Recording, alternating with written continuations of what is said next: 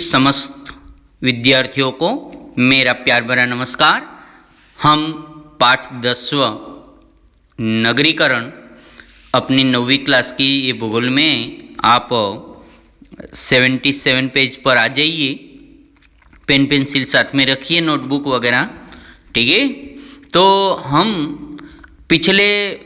पहले वीडियो में, ये दूसरा वीडियो बनाया है अपना, और पहले वीडियो में हमने शुरुआत करी थी और थोड़ा हमने औद्योगिकरण, व्यापार और नगरीकरण के जो कारण थे वो हमने देखे कि नगरीकरण के प्रमुख कारण जो औद्योगिकरण है, व्यापार है, तकनीकी ज्ञान और यांत्रिकीकरण है, यातायात और संदेश वहन है, स्थलांतर है। तो आज हम प्रौद्योगिकीकरण भी बात हमने आखिरी में हुई थी। यंत्रों का उपयोग ग्रामीण भागों, कृषि अब बड़े पैमाने पर यंत्रों से शुरू हो रही है। खेती पद्धति में मनुष्य बल, पशु बल की जगह यंत्र का उपयोग हो रहा है। इसके कारण कृषि मजदूर, काम धंधे आदि की स्थलांतरित हुए हैं। तो आज हम देखेंगे नगरीकरण के परिणाम और यातायात संदेश वगैरह। तो हम देखेंगे कि जैसे जैसे नगरीकरण होता जाता है वैसे वैसे परिवर्तन आता है हर एक क्षेत्र में। तो यहाँ पर देखिए कि औद्योगिकीकरण से क्या परिवर्तन है।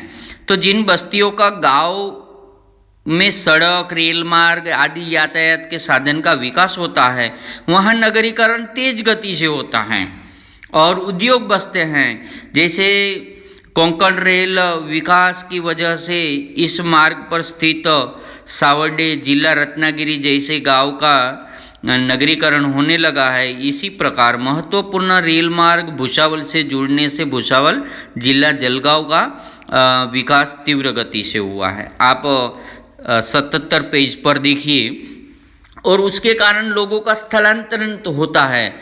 लोग एक स्थान से दूसरे स्थान पर रोजगार, व्यवसाय, नौकरी, धंधों के लिए स्थलांतरित होते हैं। उसके कारण क्या होता है कि नगर को प्रभावित करने वाला प्रमुख घटक स्थलांतर है। ये स्थलांतर की बात करेंगे हम यहाँ पर। देखिए, ये नगर की बस्ती है, नगरीकरण हुआ है यहाँ पर, और कितना आधुनिकीकरण, रहने की जगह कम, अधिक जनसंख्या। तो ऐसे बड़े बड़े फ्लैट्स, अपार्टमेंट्स, बड़ी बड़ी बिल्डिंगें और समुद्र किनारे के पर लोग जैसे एकदम चींटियों की तरह दिखाई दे रहे हैं। तो ये जनसंख्या का केंद्रीकरण होता है नगरीकरण के कारण। उसके बारे में हम बाद में देखेंगे। पहले स्थलांतर का मतलब होता है कि गांवों, छोटे मोटे कस्बों से लोग शहरों की तरफ आकर्षित होते हैं और वहाँ पर निवास स्थित होते हैं। इसको स्थलांतर दो प्रकार के होते हैं, अल्पकालीन, दीर्घकालीन। स्थायी रूप से स्थलांतर प्रमुख एक ग्रामीण भाग से दूसरे ग्रामीण भाग की ओर अथवा ग्रामीण भागों से शहरों की ओर होता है। शहरों में उच्च जीवन स्तर, रहन सहन आकर्षित से भी शहर की जनसंख्या में वृद्धि होती जा रही है। आप देख रहे हैं ये फोटो द्वारा कि शहर आज कितनी जनसंख्या एक एक शहर में रहती है। दुनिया के बड़े बड़े शहरों में करोड़ों की जनसंख्या एक शहर में रहती है। जैसे दिल्ली, मुंबई, कलकत्ता, चेन्नई, बेंगलुरु, अहमदाबाद, है ना। ऐसे दुनिया के बड़े बड़े शहर है, न्यूयॉर्क है, टोक्यो है, सिडनी है, ऐसे ऐसे सिंगापुर, है ना, चाइना में बीजिंग है। इसी प्रकार के बहुत ही बड़े शहर में भारत में भी विविध भागों में पुणे, मुंबई आदि के स्थलांतर भी हुआ है। तो हम ये सभी बातें देखेंगे। तो देखिए आगे के नगरीकरण के परिणाम। तो नगरीकरण के कारण प्रदेश के स्वरूप में बड़े पैमाने पर परिवर्तन होता है। प्रदेश के स्वरूप में, भूमि के नियोजन में यह परिवर्तन विशेष रूप से दिखाई देता है। पहले की कृषि भूमि अब निवास तथा कारखानों की स्थापना के लिए उपयोग में लाई जाने लगी है ना। तो इसीलिए देखो कारखाने लग गए, निवास स्थान, यानी कितने लोगों की आवास निवास की समस्या है वो सभी करना पड़ रहा है। तो उसके कारण क्या होता है, नगरीकरण जिस प्रकार अनेक नगरीकरण के लाभ भी होते हैं उसी पर एक अनेक अनेक हानियां भी होती हैं। तो हम पहले लाभ देखेंगे।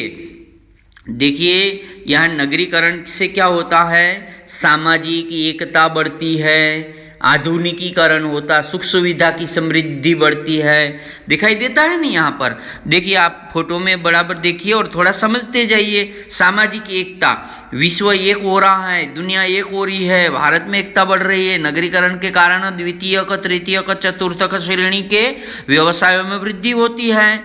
जिस प्रकार आर्थिक व्यवहारों में वृद्धि होती है, इस क्षेत्र का विकास तीव्र गति से होता है।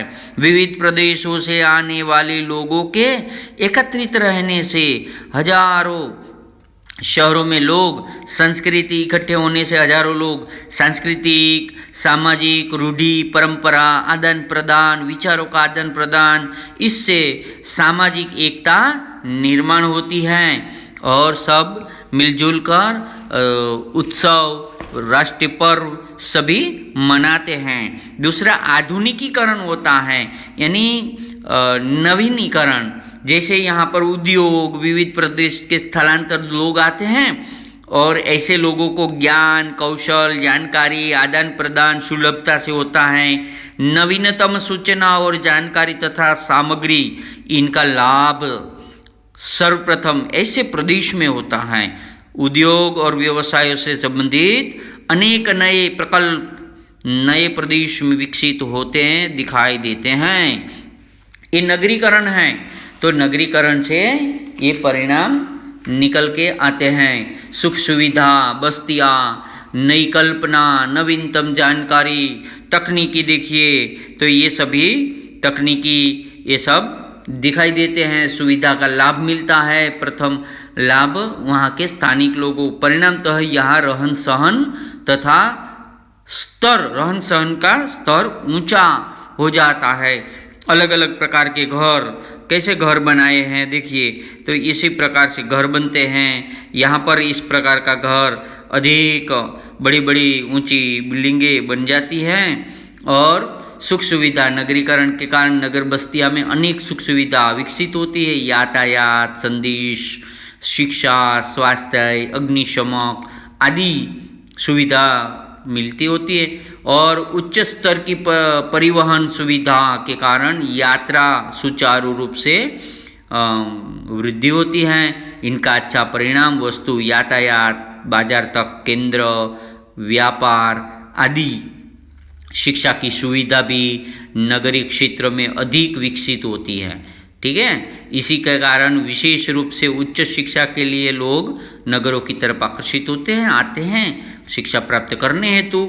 स्वास्थ्य सेवा, तकनीकी डॉक्टरी सेवा भी नगरों में अच्छी मिलती है। बड़ी बड़ी हॉस्पिटल होती है और आधुनिक साधन सामग्री होती। सुविधा का लाभ लेने के लिए लोग नगर में किसी अनेक रोगी, उनके रिश्तेदार नगर में कुछ समयावधि के लिए ठहरते और रहते हैं।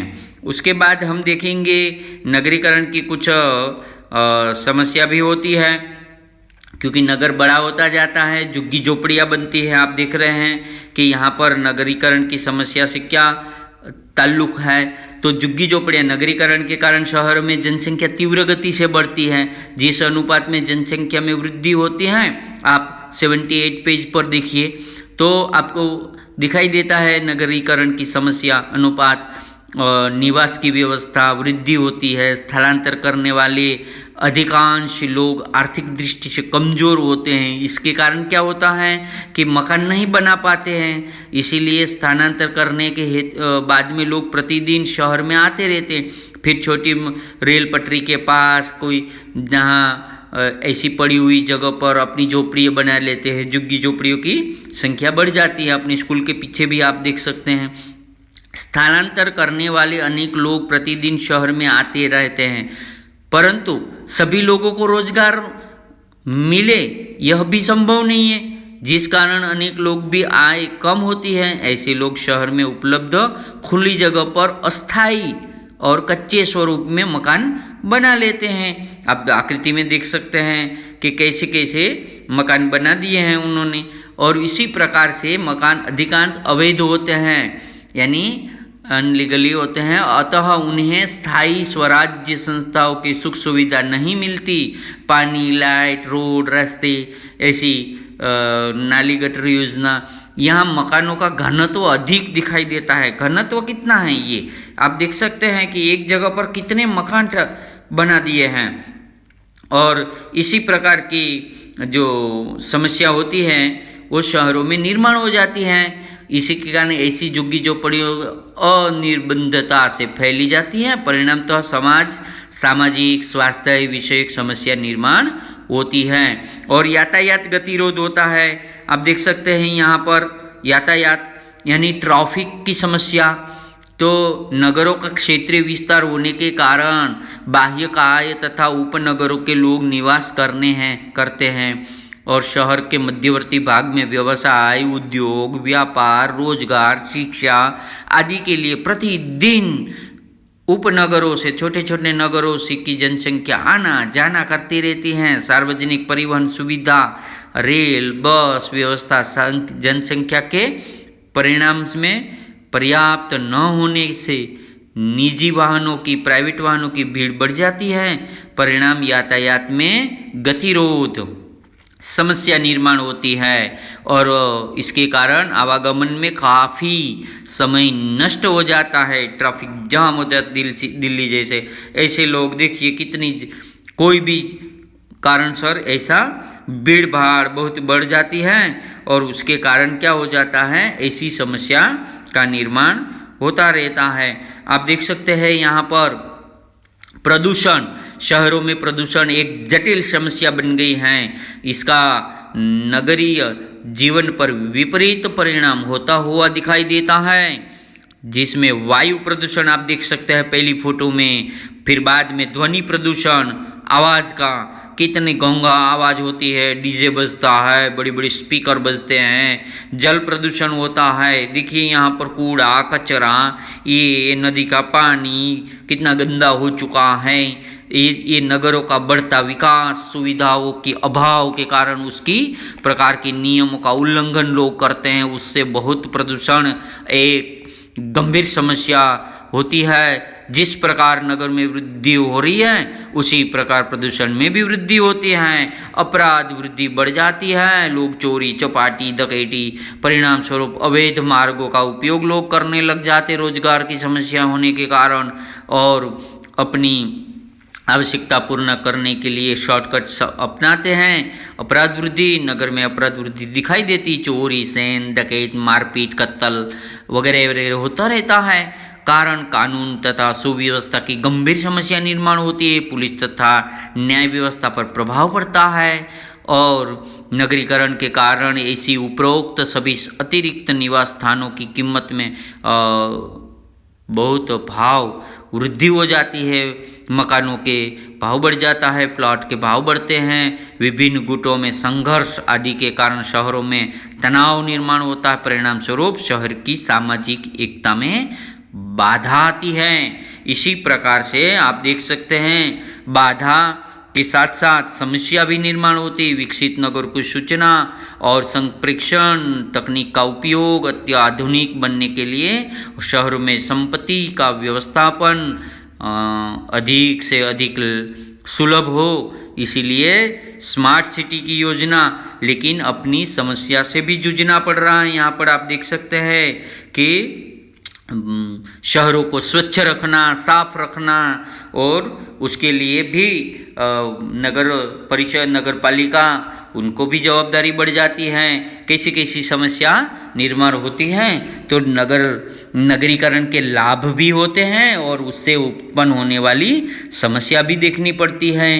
तो भारत में 1961 से 1911 की समय अवधि में भारत में बहुत नगरीकरण की सांख्यिक जानकारी हमने देखी है और बहुत ही विकास नगरों का हुआ है। इसके बाद आप देख सकते हैं कि स्वाध्याय का जो भी है वो आप देख लेंगे कि जैसे नगरों में देखिए प्रश्न पहला वाला है, नीचे दी गई समस्याओं का उपाय भी देखिए। नगर में झुग्गी झोपड़ियों की संख्या बढ़ रही है तो स्थानीयकरण के कारण लोग रोजगार और व्यवसाय के लिए आते हैं। इसी प्रकार से आपको पहले दूसरा प्रश्न जो है जोड़िया, उचित जोड़िया, तकनीकी विकास एवं प्रौद्योगिकी, तो वो भी आपको इसी प्रकार नगरीकरण का एक प्रमुख कारण है ना।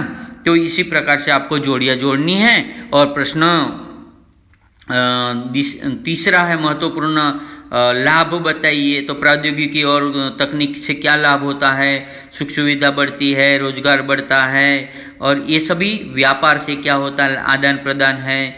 तो इसी प्रकार से रोजगार का निर्माण, औद्योगिकरण, तो ये आप बता सकते हैं शॉर्ट में। पाठ अच्छी तरह से पढ़िए, वीडियो सुनिए, और आपका ये पाठ यहाँ पर खत्म होता है। और आप पाठ्य में जो दिया है वो अपनी स्वाध्याय की बुक में लिख लीजिए। मैं आपको बाद में गूगल टेस्ट फॉर्म देता हूँ, सबमिट करना जरूरी है, ठीक है। तो इतना करना है आपको। बाकी आपको ठीक से जो पाठ अच्छी तरह से 1-2 बार पाठ पढ़िए, अपना वीडियो भी सुनिए, बराबर आपको समझ में आ जाएगा, ठीक है बच्चों। धन्यवाद, आपका ख्याल रखिएगा और अभ्यास करते रहिएगा।